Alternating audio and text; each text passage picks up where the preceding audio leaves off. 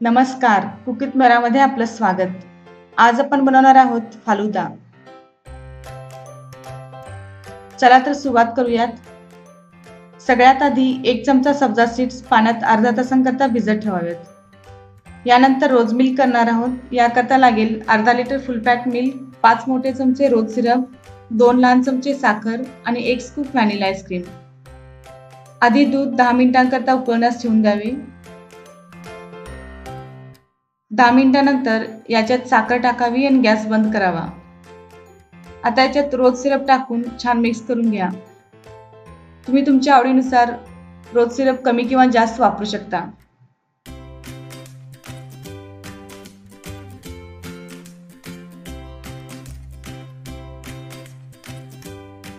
आणि हे दूध थोडे कोमट झाले की याच्यात आईस्क्रीम टाकून छान मिक्स करावे.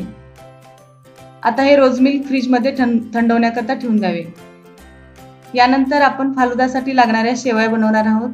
पण ही स्टेप टोटली ऑप्शनल आहे. तुम्ही याच्या बदल्यात नॉर्मल शेवया उकडून वापरू शकता. तर फालुदाच्या शेवया करता लागेल 1 वाटी कॉर्नफ्लोअर, 2.5 वाटी पाणी आणि 1 चमचा साखर. हे प्रमाण अगदी बरोबर आहे. या शेवया बनवताना जास्त किंवा कमी पाणी वापरू नये, नाहीतर आपल्याला जशा परफेक्ट शेवया हव्या आहेत तशा होणार नाहीत. आता एका मिक्सिंग बोलमध्ये कॉर्नफ्लोअर, पाणी आणि साखर छान मिक्स करून घ्या. आता मंद आचेवर एक पॅन गरम करायला ठेवून त्याच्यात कॉर्नफ्लोअरचे मिश्रण पुन्हा एकदा पळीने नीट हलवून ओतून घ्या. यामुळे कॉर्नफ्लोअर तळाला राहणार नाही.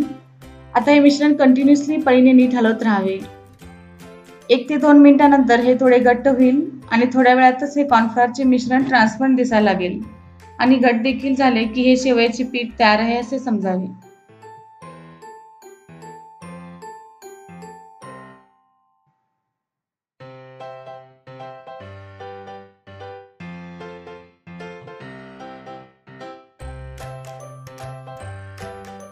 आता हे पीठ तयार आहे. आता आपल्याला या शेवया अगदी थंड पाण्यात तयार करायच्या आहेत.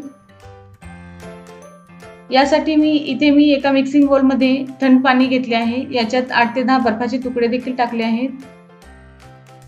आता पटकन पीठ गरम आहे तोपर्यंत या शेवया करून घ्याव्यात.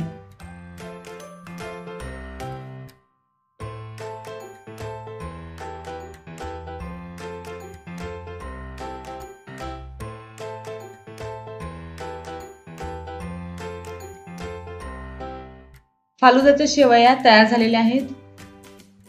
आपले रोज मिल्क, फालुदाच्या शेवया, सब्जा सीड्स तयार आहे. याचबरोबर इथे मी 1 आंबा आणि एका केळ्याचे छोटे तुकडे घेतलेले आहेत. तुम्ही याच्या बदल्यात कोणतीही फळे वापरू शकता. याचबरोबर थोडी टुटी फ्रुटी, गुलकंद, बदाम पिस्त्याचे काप गार्निशिंग करता घेतले आहेत. आता फालुदा तयार करायला घेणार आहोत. एका काचेच्या ग्लासमध्ये आधी गुलकंद, त्याच्यानंतर त्याच्यावर सब्जा सीड्स टाकून घ्या. सब्जा सीड्स नंतर फालुदाच्या शेवया टाकून घ्याव्यात.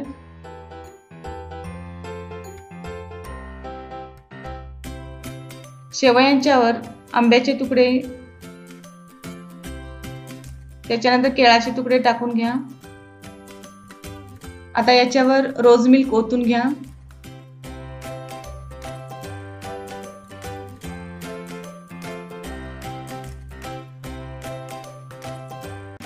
आता याच्यावर नुकताच फ्रीजरमधून काढलेले आईस्क्रीम 1 किंवा 2 स्कूप टाकून वर गार्निशिंग करता टुटी फ्रुटी, बदाम पिस्ताचे काप टाकून घ्यावेत. तुमच्याकडे चेरी असेल तर तीही एक मधोमध ठेवून द्यावी आणि सर्व करा फालुदा. आता घरी कोणतीही पार्टी असो, घरी आलेल्या पाहुण्यांना हा फालुदा नक्की खायला घाला आणि मला खात्री आहे की हा फालुदा सर्वांना नक्की आवडेल. रेसिपी आवडल्यास लाईक, कमेंट आणि शेअर करायला विसरू नका. तसेच कुक विथ मेराला सबस्क्राईब पण करा. पुन्हा आपण भेटणार आहोत अशाच एखाद्या रेसिपी सोबत. तोपर्यंत धन्यवाद.